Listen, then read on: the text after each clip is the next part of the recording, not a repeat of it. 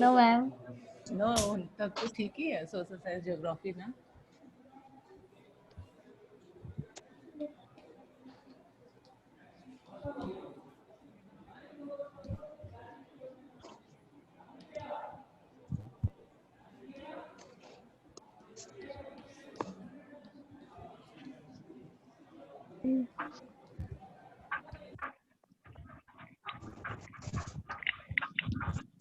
आज बॉयज की आवाज नहीं आ रही है। Morning ma'am. क्या सब? हाँ, गुड मॉर्निंग। यार आज मेरे बेटों की आवाज नहीं आ रही, बेटियां तो बोल रही हैं भाई। नहीं मैम, हम लोग भी प्रेजेंट है। प्रेजेंट हो ना, लेकिन किसी ने कोई रेस्पॉन्स नहीं दिया। ओके, और बोलो, हाउ आर यू? कैसे हो, क्या कर रहे हो? Fine ma'am. अब पढ़ा जाए?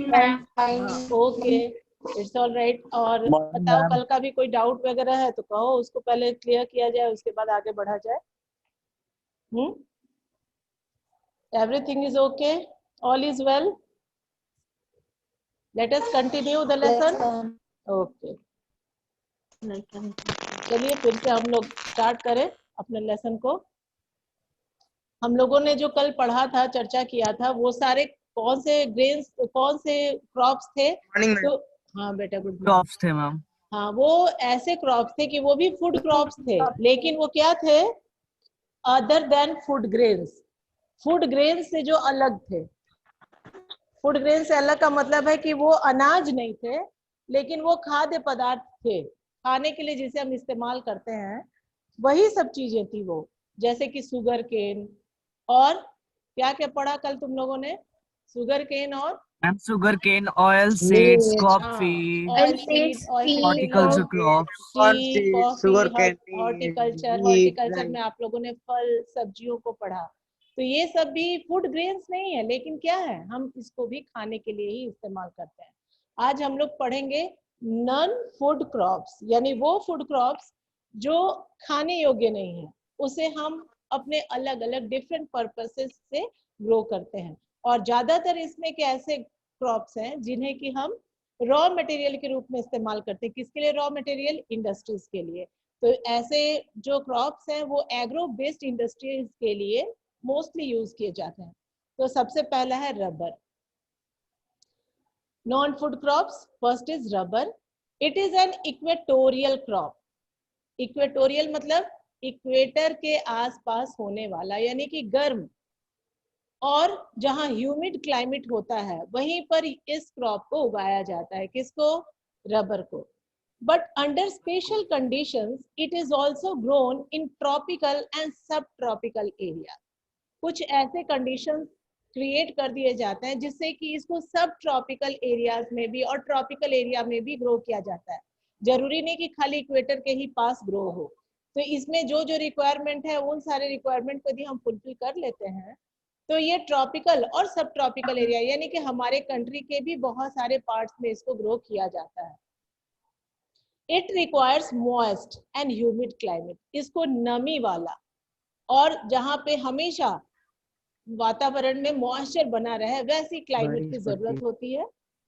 With rainfall of more than 200 cm। अभी तक हम लोगों ने राइस का पढ़ा था 100 cm, ये डबल हो गया। कितना?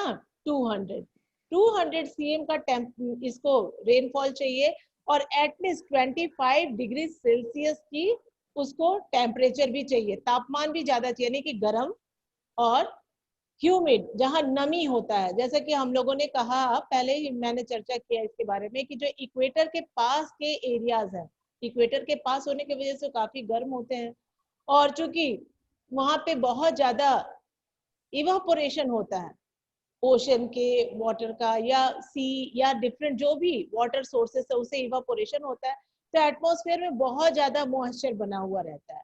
तो वहां का मॉइस्चर होने की वजह से वो ह्यूमिड क्लाइमेट है, नमी वाली, और हॉट भी है बहुत ज्यादा। वहां पर टेम्परेचर भी हमेशा 25 के प्लस में ही होता है। तो वैसे जगहों पर हॉट एंड रबर की खेती की जाती है। Rubber is an important industrial raw material. ये क्या है? Industrial raw material. जैसा हम लोगों ने बात किया कि वो इंडस्ट्रीज जो एग्रीकल्चर पर डिपेंड करते हैं, तो वैसे ही ये भी इंडस्ट्रीज के लिए एक रॉ मटेरियल है। It is mainly grown in Kerala. Kerala को हम लोग देख रहे हैं इक्वेटर के नजदीक ही है, हम लोगों का एकदम साउदर्न पार्ट ऑफ इंडिया में है, तो वहां पे तो ऐसे ही काफी गर्मी रहती है, मॉइस्चर भी रहता है, क्योंकि तीनों तरफ से Bay of Bengal, Arabian Sea, Indian Ocean, तीनों तरफ से वो नजदीक में है, तो वहां पे हमेशा मॉइस्चर बना हुआ रहता है। हम लोगों के सबसे ज्यादा उस तरह के क्लाइमेट पाए जाते हैं अंडमान निकोबार में, लेकिन चूंकि वो आइलैंड है वहां पे लोग भी कम है, एरिया भी कम है, तो हमारे यहाँ सबसे ज्यादा ग्रो होता है केरल में रबर, और उसके बाद तमिलनाडु, दोनों अगल बगल वाले राज्य हैं, Karnataka and Andaman and Nicobar islands and Garo hills of Meghalaya. ये मेघालय आ गया सब ट्रॉपिकल एरिया।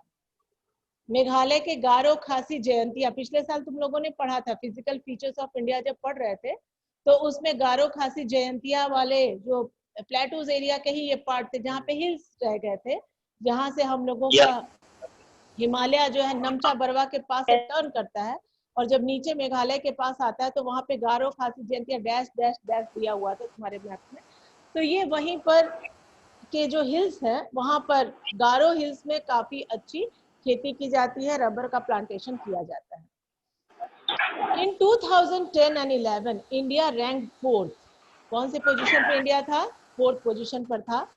और among the world's natural rubber producer, natural synthetic नहीं, यहाँ नेचुरल रबर प्रोड्यूसर में ये 4th पोजीशन पर था। अब अगला बेटा तुम लोग थोड़ा म्यूट कर लो। कौन कौन है इसमें फर्स्ट नंबर पे? कौन था? आदर्श है, एक बच्चा तो अपना नाम ही नहीं दिया है, उसको हटाना है क्या? मैम रिमूव करना है उसको? बहुत सारे बच्चे म्यूट नहीं किए आपने। मैम हाँ बेटा बोलो बोलो। मैम हाँ रविशंकर बोल रहे हो ना, फोर्थ बोलो। पोजीशन पे है इंडिया रबर प्रोडक्शन में। हाँ 4th पोजीशन पर है रबर। 4th पोजीशन पे है। हाँ 4th पोजीशन पे हूँ। ओके। आदर्श, निखिल म्यूट करो बेटा। चलिए आगे। अब फाइबर क्रॉप्स, फाइबर मीन्स रेशे, जिससे हम लोग टेक्सटाइल तैयार करते हैं, वस्त्र उद्योग के लिए जिन फाइबर्स को हम यूज करते हैं। तो cotton, jute, hemp and natural silk are the 4 major fibre crops grown in India. Bharat में कॉटन, जिसको हम लोग कपास कहते हैं, सूती के कपड़े जिससे तैयार होते हैं, जूट, जूट जिसको पटसन कहते हैं, हेम्प वो भी जूट का ही एक क्वालिटी है, पटुआ जैसा होता है मोटा, और नेचुरल सिल्क, सिल्क भी जैसा कि as you know that silk is grown on a particular kind of tree on which the silk worms are reared। एक पर्टिकुलर पेड़ होता है जिसका नाम है मलबरी ट्री, पढ़े होगे तुम लोग जूनियर क्लासेस में। तो वहां मलबरी ट्रीज पर ये जो रेशम के कीड़े हैं वही उसमें अपने अंडे देते हैं, कुकुन, उसमें पूरा झिल्ली जैसा बना देते हैं, जैसा मकड़ी का झाला देखते हो ना, वैसे ही उसको पूरे पत्ती पर अंडे दे करके उसको चारों ओर से ब्लॉक कर देते हैं। जब वो चारों ओर से रेशा जैसा हो जाता है तो वो उसमें अंडों को रख देते हैं। जब अंडे उसमें से फूट करके कैटरपिलर बन के बाहर निकल जाते हैं, उसके बाद फिर तितलियां अपना बनती हैं, उड़ते रहते हैं, वो तो अलग मैटर हो गया तुम्हारा बायो का। जब वो खाली हो जाता है तो वो झिल्ली नुमा जो चीज होती है मटेरियल, वो बिल्कुल रुई जैसा हो जाता है। फिर उसको अलग निकाल करके उसको बॉयल करके साफ करके और उससे सिल्क तैयार किया जाता है, और रुई जैसा ही उसको फिर से थ्रेड बनाते हैं, काफी शाइनिंग होती है, उसकी क्वालिटी भी अलग होती है। तो ये भी नेचुरल है। एक सिंथेटिक होता है, सिंथेटिक का मतलब जिसको हम मशीन में तैयार करते हैं, कृत्रिम रेशे, वो नेचर के द्वारा ऑब्टेन नहीं किए जाते हैं। लेकिन ये नेचुरल सिल्क क्या है, ये कुकुन से ही रेडी किया जाता है और ये काफी कॉस्टली भी होता है। तो फाइबर क्रॉप्स में हम यहाँ 4 तरह के फाइबर क्रॉप्स देख रहे हैं। पहला है कॉटन, दूसरा है जूट, थर्ड है हेम्प और फोर्थ है natural silk. These are the 4 major fibre crops grown in India. Bharat में ये 4 तरह के मेजर क्रॉप्स हैं जिसको कि हम किसके लिए, फाइबर के लिए ग्रो करते हैं। The first 3 are derived from the crops grown in the soil। पहले 3 चाहे वो कॉटन, जूट, हेम्प, इनको हम यदि काउंट करेंगे तो इन्हें हम पेड़ के द्वारा ऑब्टेन करते हैं, पौधे उगा करके मिट्टी में इन द सॉइल, लेकिन the latter is obtain from cocoons of the silkworm fed on the green leaves specially mulberry. और जो चौथा है जिसको हम लोग क्या देख रहे हैं, सिल्क वॉर्म्स के द्वारा जिसको तैयार किया जाता है, वॉर्म्स उसमें आ जाते हैं, केवल पेड़ से वो हम प्रोड्यूस नहीं करते, वहां पे वॉर्म्स को हम रियर करते हैं। तो वही यहाँ पे दिया है कि rearing of silk worm, underline करना, for the production of silk fibre is known as sericulture. रेशम की कीड़ों को पालना, किस लिए, सिल्क के रेशों को तैयार करने के लिए जब हम रेशम के कीड़ों को पालते हैं तो उसी को सेरिकल्चर कहा जाता है। व्हाट इज सेरिकल्चर, यहाँ उसका आंसर है, इसको अंडरलाइन करके और फिर याद भी कर लेना बेटा। कल को तुम लोगों को नोट्स देना भूल गए थे, अभी आज याद आ रहा है कि अरे कल को भेज देना चाहिए था नोट्स, आज भेज देंगे, कल का भी और पहले वाला भी, ठीक। और नॉन फूड क्रॉप्स वाला इसका नोट्स कल भेजेंगे, ठीक है। इंडिया इज स्टार्टिंग, हाँ वही वाला सारा भेज रहे, क्योंकि सेम चीज तो पढ़ा रहे हैं। अब खुद से उसके अलावा तुम लोग खुद से नोट्स भी तैयार करो बेटा, तभी तुम हम कर लिए हैं। हाँ कर लियो तो अच्छी बात है, बहुत बढ़िया। अब कॉटन को देखा जाए, क्या है cotton. Cotton, India is believed to be the second और थर्ड पढ़ाई है। Cotton plant. माना जाता है कि असली घर जो है जहां से शुरू हुआ है कॉटन, वो भारत ही है। तुम लोग पढ़े होंगे इंडस वैली सिविलाइजेशन कि कुछ ऐसे भी हम लोगों को अवशेष मिले थे वहां, जिसमें कि कॉटन के कपड़े भी थे, यानी कि कॉटन भी उस समय ग्रो किया जाता होगा, लोग कॉटन के कपड़े तैयार करते। इंडस वैली सिविलाइजेशन 2500 वर्ष पूर्व, 2500 ईसा पूर्व की वो बात है, उस समय भी ये होता था। तो यानी कि वो इंडिया को ही उसका हम लोग मेन होम मानते हैं। और सबसे फाइन वैरायटी ऑफ कॉटन भी इंडिया में ही प्रोड्यूस होता है। और इसके बाद दूसरे जगहों पे जो भी कॉटन प्रोड्यूस भी होता है तो वो बहुत क्वालिटी का नहीं होता। Hello ma'am. हाँ बेटा दिया, बोलो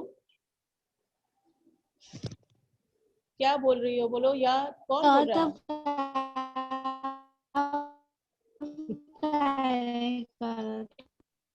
हेलो मैम, मैं बोल रही हूँ। हाँ बोलो, बोलो, सुनने के लिए तो मैं तैयार हूँ, पहले बोलो तो, टाइम भी लॉस हो रहा है, बोल भी नहीं रही हो। इस तरीके से हर किसी को 2-2, 4-4 मिनट टाइम दिया जाए तो 40 मिनट बीतने में लेट नहीं लगेगा।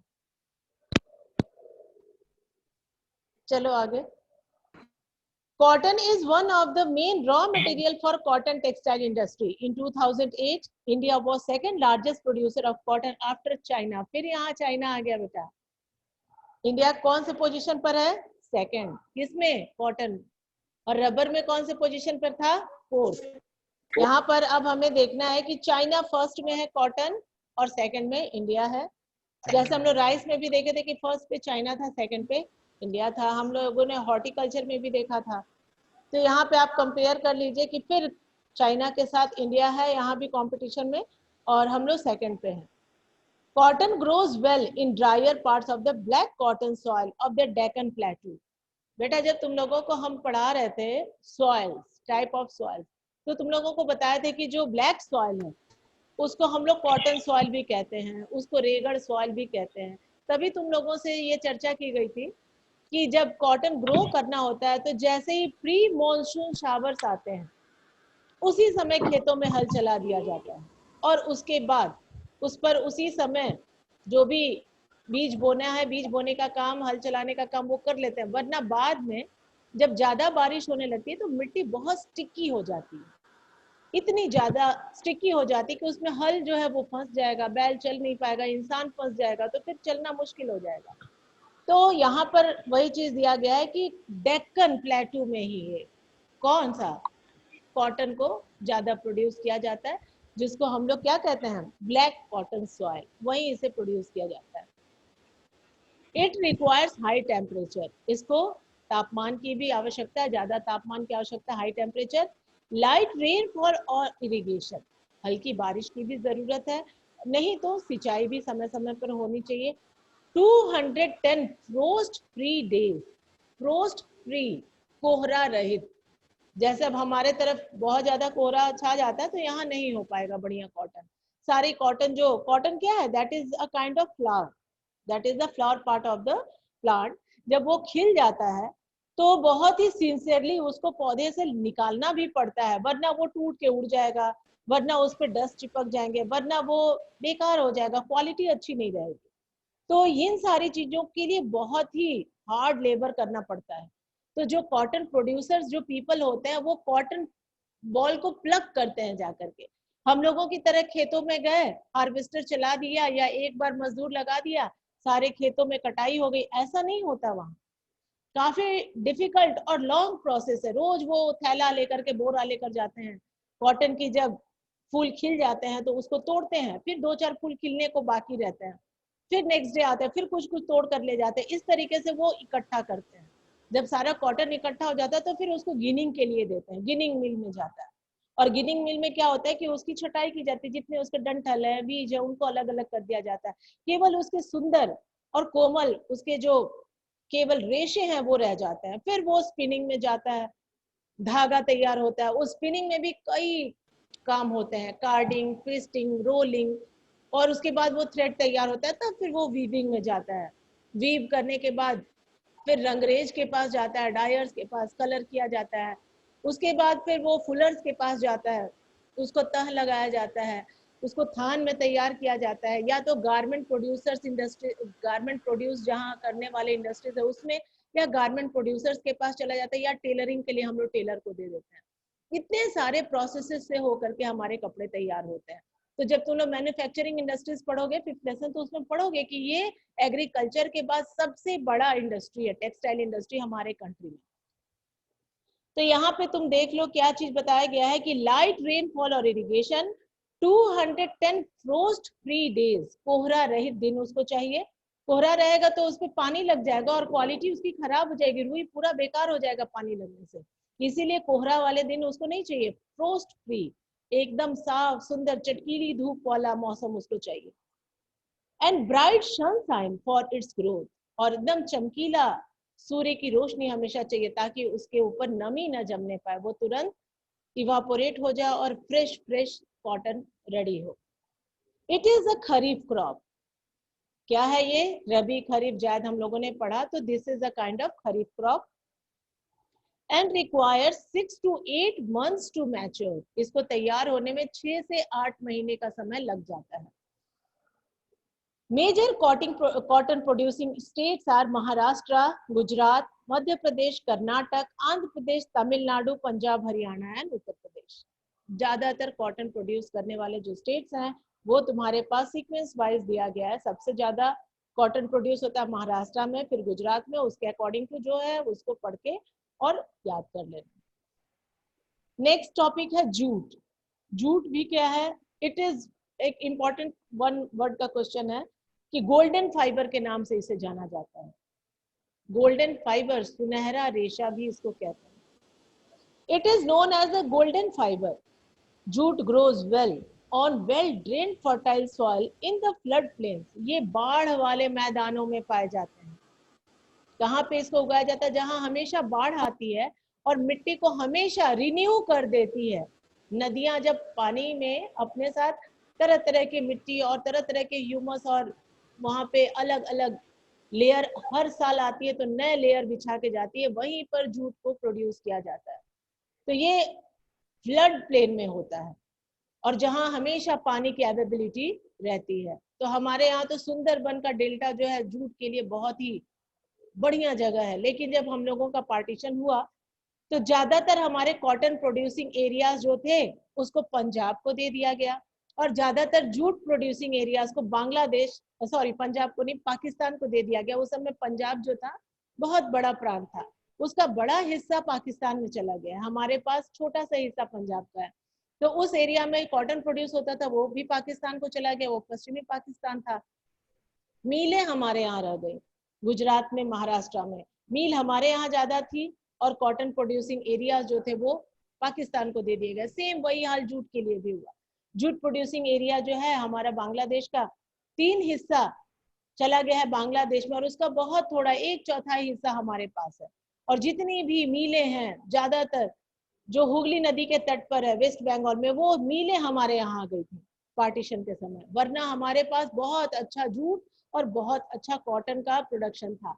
और हमें हमारे देश को बांटने के लिए ये भी उनकी स्ट्रेटेजी रही कि ऐसे जगह पर इन्हें पार्टीशन किया जाए, ऐसे जगह पे इन्हें बांटा जाए कि इनका जो ये इंडस्ट्री है ये डिस्टर्ब हो जाए। तो अभी हमें देखना है कि कहाँ कहाँ जूट प्रोड्यूस होता है। तो जूट क्या है, तो ये इसको गोल्डन फाइबर के रूप में भी हम जानते हैं, it is also known as golden fibre. और जूट कहाँ होता है, तो वेल ड्रेन्ड फर्टाइल सॉइल, जहाँ हमेशा पानी पटाया जाता है और वो पानी के आने जाने से काफी फर्टाइल हो जाती है। और स्पेशली ये फ्लड प्लेन्स होते हैं where soils are renewed every year, जहाँ हर साल सॉइल को रिन्यू कर दिया जाता है। कैसे, नदियों के द्वारा पानी ला करके, जिसको हम लोग अलुवियल सॉइल कहते हैं, जलोढ़ मिट्टी जो जल के द्वारा उड़ा करके बिछा दी जाती है और हर साल जो न्यू होती है। फ्लड प्लेन्स में अक्सर हम पाते हैं क्या चीज, ये जूट का cultivation. High temperature is required during the time of growth, इसके लिए भी ऊंचे तापमान की आवश्यकता होती है।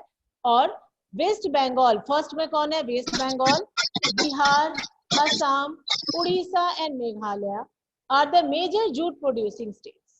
कहाँ कहाँ जूट प्रोड्यूस होता है, यहाँ भी आपके पास लाइन से लिखा हुआ है, इसको आप चेक कर लीजिए। और it is used to making gunny bags, mats, ropes, yarn, carpet and other artefacts. बहुत सारे चीज इससे बनाए जाते हैं। सबसे अच्छा तो जो जूट वाला बोरा होता है जिसमें तुम लोग देखते चीनी वगैरह आता है, वो बैग है। उसके अलावा मैट है, चटाई जिसको चट तुम लोग कहते हो, उस तरह का बिछाने के लिए भी तैयार होता है। रोप्स, रस्सियां भी बनाई जाती है जूट की। यार्न, धागा तैयार किया जाता है, रेशा जिससे कपड़े भी तैयार होते हैं। और कारपेट्स, ये तो काफी महंगा बिकता है। कारपेट्स, कालीन जो होता है उसके ऊपर अलग अलग तरीके के धागे से कढ़ाई करके खूबसूरत बनाया जाता है। और ठंडे प्रदेशों में इसकी बहुत डिमांड रहती है। और ऐसे भी जो फर्श पे बिछाने के लिए इसको काफी यूज करते हैं, तो ये काफी डिमांड में रहता है। और बहुत सारे साजो सामान जो हस्तशिल्प के लिए, जिसको हम लोग आर्टिफैक्ट कहते हैं, बहुत सारे चीजों के लिए हम लोग इसको इस्तेमाल करते हैं। जो साजो सामान के लिए, डेकोरेशन के लिए जो मटेरियल्स तैयार किए जाते हैं, उसमें भी हम लोग जूट का यूज करते हैं। Due to its high cost, काफी महंगा होता है ये, it is losing market to synthetic fibres. अब कृत्रिम रेशों के आ जाने से जो प्लास्टिक वाला बोरा आने लगा है, नायलॉन की रस्सी आने लगी है, तो ये सब क्या है, ये सब सिंथेटिक फाइबर है, ये सब नेचुरल नहीं है। और काफी महंगा भी जूट है, सड़ जाता है, जल्दी खराब हो जाता है, जल्दी फट जाता है। तो सिंथेटिक फाइबर्स के आने से थोड़ी सी इसकी डिमांड कम हो गई है। लेकिन गवर्नमेंट ने अभी फिर इसके यूज के ऊपर काफी ज्यादा बल दिया, फिर से इसका डिमांड बढ़ने लगा और फिर अभी अपना खोया हुआ जो इसका माने रुतबा था वो फिर से वापस लौट रहा है। And packing materials particular the nylon, कहा जा रहा है कि अक्सर आजकल क्या हो गया है कि सिंथेटिक फाइबर्स के आ जाने से ये अपना मार्केट जो है धीरे धीरे कम कर दिया, खो रहा है अपना मार्केट, क्योंकि सिंथेटिक फाइबर्स आ गए और पैकिंग मटेरियल्स भी आ गए हैं जैसे कि नायलॉन। लेकिन सरकार के थोड़े से प्रयास की वजह से ये फिर से अभी यूज में आ रहा है। इसको भी तुम मैन्युफैक्चरिंग इंडस्ट्रीज में उधर पढ़ोगे, टेक्सटाइल इंडस्ट्री में। अब आगे देखो, टेक्नोलॉजिकल एंड इंस्टीट्यूशनल रिफॉर्म, ये तो बहुत इंपॉर्टेंट टॉपिक है बेटा। ये तुम्हारे इकोनॉमिक से भी रिलेटेड है, इससे भी रिलेटेड है, और तुमको अपडेट होने के लिए ये सारी चीजों की जानकारी रखनी भी जरूरी है। इसीलिए इसको बहुत ध्यान से देखो, हर एक पॉइंट को अंडरलाइन करके क्वेश्चन तैयार कर लेना। जो नोट्स में दिया गया खाली उतने पे आश्रित नहीं रहना, अपने से भी नोट्स तैयार करते रहो ताकि तुम्हारे लिए वो एग्जाम में फायदेमंद हो। क्योंकि बोर्ड एग्जाम के पेपर जो हैं वो बोर्ड के द्वारा तैयार किए जाते हैं, वो अपने तरीके से प्रिपेयर होता है। आजकल पैटर्न भी चेंज हो रहा है। तुम्हारा जो 80 नंबर का पेपर होता था, 20 नंबर तो स्कूल से जाता था, 80 नंबर का पेपर जो होता था उसमें बहुत सारे लेसन थे। तुम्हारे ज्योग्राफी के ही करीब 7 लेसन थे, अभी केवल 4 ही लेसन में आएगा। तो ये सारे टॉपिक्स को भर दिया जाएगा क्वेश्चन के तौर पे, क्योंकि ये बहुत इंपॉर्टेंट है। तो इसको तुमको अपने से भी तैयार करना है कि हमारे लिए ये कौन कौन से नोट जो है प्रॉफिटेबल है एग्जामिनेशन के लिए, for the examination point of view. तो आपको अपने से भी तैयार करना है। ये नहीं आश्रित रहना कि बस मैडम तो इतने ही लिखाई है, इतना में से याद जाएगा। नहीं बाबू, बहुत अच्छे से एकदम डिटेल में आपको स्टडी करनी है और हर एक क्वेश्चन को तैयार करके देखना है। और इसका तो ज्योग्राफी का हर एक लाइन ही बहुत इंपॉर्टेंट है, ज्योग्राफी हो, इकोनॉमिक्स हो, बहुत ही डीपली इसको स्टडी करना है। कॉम्पिटिशन्स के लिए भी बहुत इंपॉर्टेंट होते हैं ये। चलिए देखा जाए टेक। हाँ क्या हुआ, कुछ बोल रहे हो क्या बेटा? रविशंकर बोल रहा है कि आदित्य बोल रहा है? चलिए आगे, let us proceed. It was mentioned in the previous pages that agriculture has been practiced in India for thousands of years. हम लोगों ने पहले ही पन्ने पर इसको पढ़ा कि क्या हमारे यहाँ हजारों सालों से कृषि की जो काम है वो चल रही है। कृषि को हम लोग प्रैक्टिस में रखे हुए हैं, निरंतर हमारे यहाँ खेती का काम होता है। Sustained uses of land without compatible techno-institutional changes have hindered the pace of agricultural development. यहाँ पे आपका क्वेश्चन हो जाएगा, what are the reasons which have hindered the pace of agricultural development in India? आपका ये क्वेश्चन है, उसका अब आंसर यहाँ से शुरू होगा। कई पॉइंट्स है, आपको अब ध्यान दे करके तैयार कर लेना है, अंडरलाइन भी कर लेना है, और इस पॉइंट जो भी पॉइंट्स है यहाँ इसको अच्छे से रेडी कर लेना है, लिख लेना आंसर के रूप में। क्या मतलब, हमारे यहाँ तो हजारों वर्षों से खेती की जा रही, फिर भी हमारे यहाँ खेती का जो उत्पादन है वो काफी कम है। बहुत सारे कारण है कि जो हमारी प्रोडक्टिविटी है उसमें कई कारण है जो कि बाधा उत्पन्न करती है, और हमारी प्रोडक्टिविटी जितनी होनी चाहिए उतनी हो नहीं पाती है। तो कौन से कारण है जो हमारे यहाँ एग्रीकल्चर के प्रोडक्शन में बाधा डालती है या हाइंडर करती है या रुकावटें डालती हैं? कौन सी बातें हैं वो, उसको यहाँ ध्यान से आप देखिए।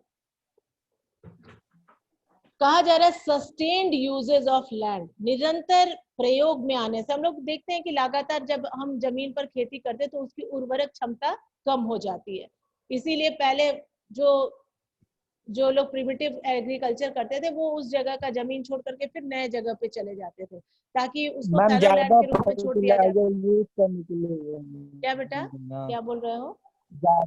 ज्यादा पेस्टिसाइड और फर्टिलाइजर हाँ, तो यूज हो रहा है, एकदम सही बोल रहे हो। बहुत ज्यादा इंसेक्टिसाइड, पेस्टिसाइड, फर्टिलाइजर्स को भी यूज करने से उसकी प्रोडक्टिविटी डाउन होती चली जाती है। इस साल यदि तुम 1 kg उसमें खाद डालोगे तो अगले साल उसको 1.5 kg 2 kg की जरूरत होगी, फिर उसके अगले साल और ज्यादा, क्योंकि उसकी जो मैंने जैसा हम लोग कहते हैं ना कि वो उतना बर्दाश्त करने लायक हो जाता है, अब उसको और ज्यादा देना पड़ेगा तब जाकर के वो अच्छा प्रोड्यूस करेगा।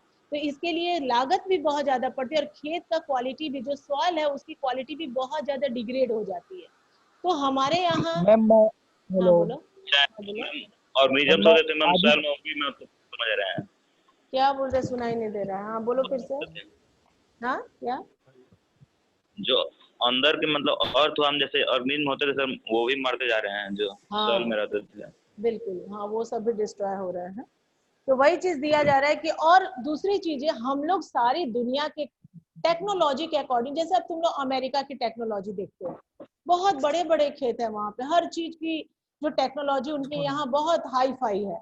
तो उनके यहाँ जितना अच्छे से प्रोड्यूस होगा, वहां पे खेती करने वाले लोगों की परसेंट 0.1 है।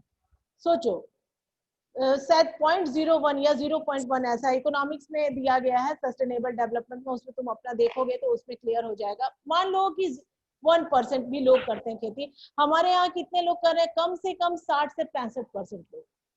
तो ज्यादातर हमारे यहाँ खेती पर ही लोग डिपेंड है, और हमारे पास सरकार उतना इन लोगों को रियायत भी नहीं दे पाती है जितना अमेरिका की गवर्नमेंट जो है वहाँ के किसानों को देती है। उतना हमारे पास टेक्नोलॉजी भी नहीं है, हमारे यहाँ लैंड भी कम है, और उस लैंड पर प्रेशर भी ज्यादा है। तो ये बहुत सारे कारण है जिसकी वजह से हमारे यहाँ प्रोडक्टिविटी जो है वो काफी कम होती है। तो पहला तो है sustain uses of land without compatible techno institutional changes. तकनीक और संस्थाएं भी हमारे यहाँ उस प्रक्रिया में डेवलप नहीं हो पाई है, उस रफ्तार में तेजी से नहीं बन पाई है, जिसकी वजह से ये जो प्रोडक्शन होना चाहिए था उतना नहीं हो पाया।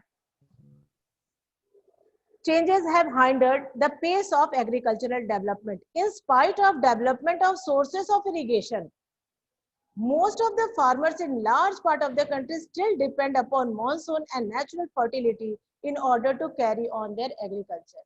सिंचाई की बहुत ज्यादा व्यवस्था की गई है, उसके बावजूद भी बहुत सारे किसान ऐसे हैं कि वो रेनफॉल पर ही डिपेंड करते हैं, और खाद और फर्टिलाइजर्स के इस्तेमाल के बजाय वो चाहते हैं कि हम नेचुरल फर्टिलिटी को ही यूज करें। तो ये सारी चीजें जो हैं ये उन्हें उस स्पेस में प्रोडक्शन करने से रोकती है।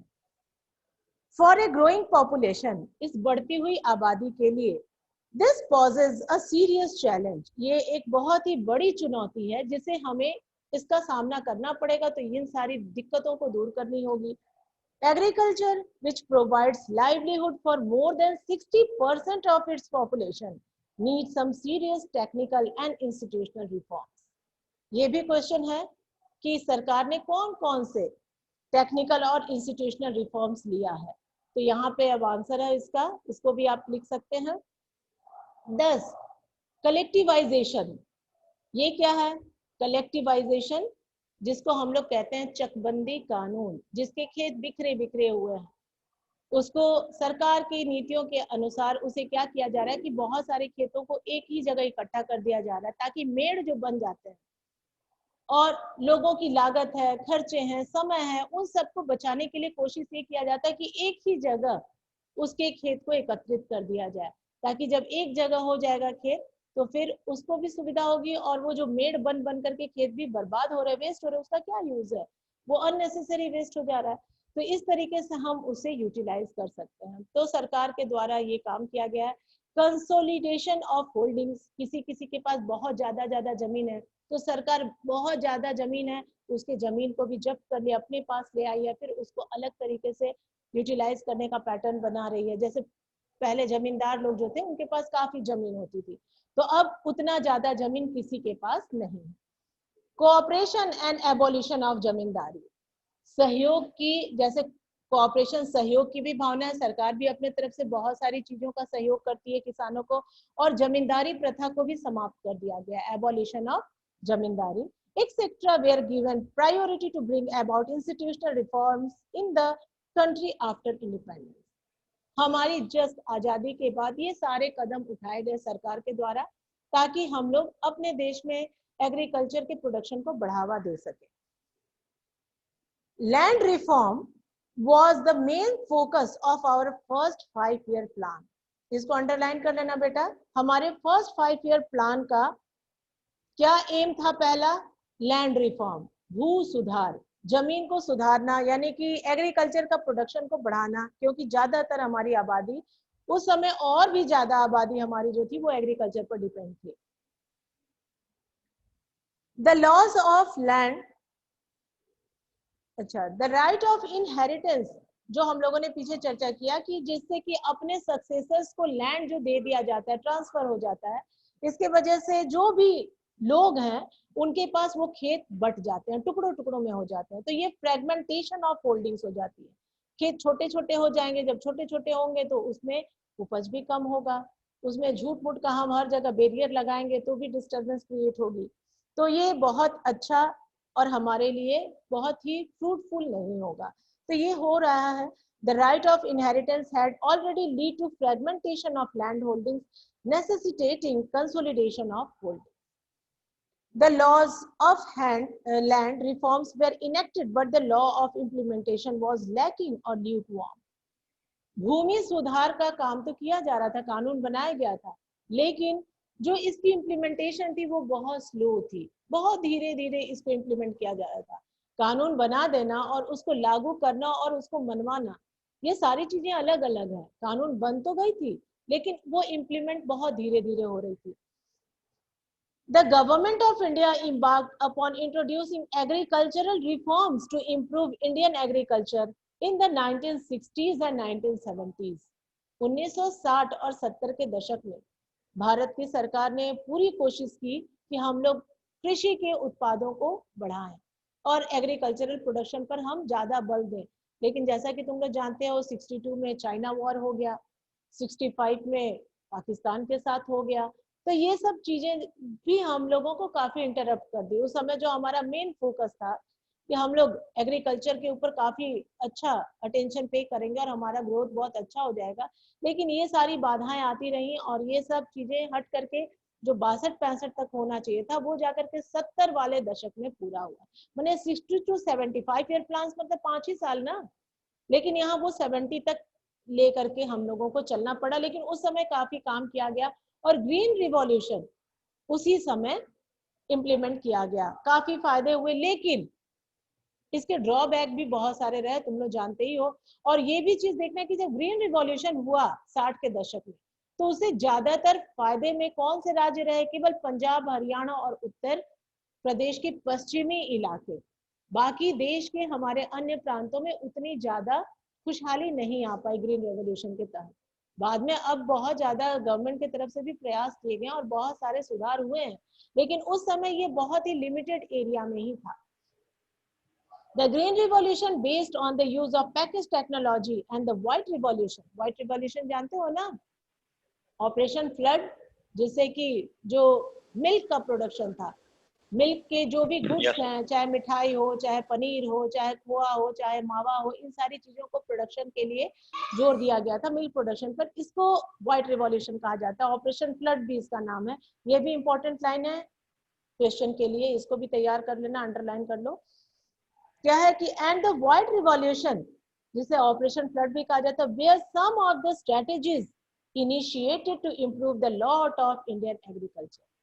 भारत के कृषि को सुधारने के लिए ये दोनों विशेष रूप से काम किए गए, ग्रीन रिवॉल्यूशन और व्हाइट रिवॉल्यूशन। ग्रीन रिवॉल्यूशन के तहत जो फूड ग्रेन्स थी उसके प्रोडक्शन पर बहुत ज्यादा जोर दिया गया, और व्हाइट रिवॉल्यूशन के तहत जो मिल्क प्रोडक्शन था उसके ऊपर काफी ज्यादा बल दिया गया। But this too led to the concentration of development in the few selected areas. जैसा कि हम लोगों ने चर्चा किया कि कुछ ही इलाकों में ये सीमित रह गया।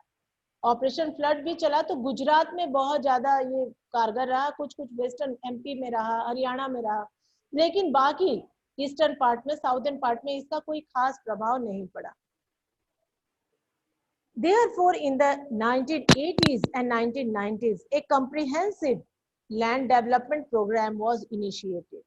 और इसीलिए 1980 और 90 के दशक में एक विस्तृत और सर्वव्यापी कार्यक्रम तैयार किया गया लैंड को सुधारने के लिए, which included both institutional and technical reforms, जिसमें दोनों ही तरीकों को अपनाया गया। इंस्टीट्यूशन, संस्थाएं भी बनाई गई और तकनीकों का भी इस्तेमाल किया गया। Which included both institutional and technical reforms, provisions for crop insurance against drought. ये सब सरकार के द्वारा उठाए गए कदम है, इसको भी पॉइंट वाइज अंडरलाइन करोगे। जो फसल बीमा योजना हम लोग कहते हैं, इंश्योरेंस किसके लिए? क्रॉप के लिए। किसके खिलाफ? यदि सूखा पड़ जाता है तो। ड्राउट मीन्स सूखा पड़ जाता है तब, फ्लड मीन्स जब बाढ़ आ जाती है तब, साइक्लोन यदि तूफान आ गया, हमारे फसल नष्ट हो गए, तो बेचारा किसान क्या करेगा जब वो कृषि पर ही आधारित है, उसी पर निर्भर है, उसके सारे जो खर्चे हैं उसी के ऊपर डिपेंड करते हैं, तो अब उसको कहाँ से इनकम होगा? तो इसके लिए सरकार ने उनके लिए भी इंश्योरेंस का प्रावधान रखा कि, और उनके जो भी क्रॉप्स थे उनको इंश्योरेंस किया गया, और उसके लिए सरकार अपने आप को ये कहती थी कि उन लोगों की भरपाई की जाएगी। और फायर एंड डिजीज, यदि कोई बीमारी लग गई है, फसल खराब हो गई है, नष्ट हो गई है, फसल नहीं हुआ, तो उसके खिलाफ भी इंश्योरेंस का प्रावधान रखा गया। और यदि आग लग जाए, फसल काट के रखे हैं खेतों में, आग लग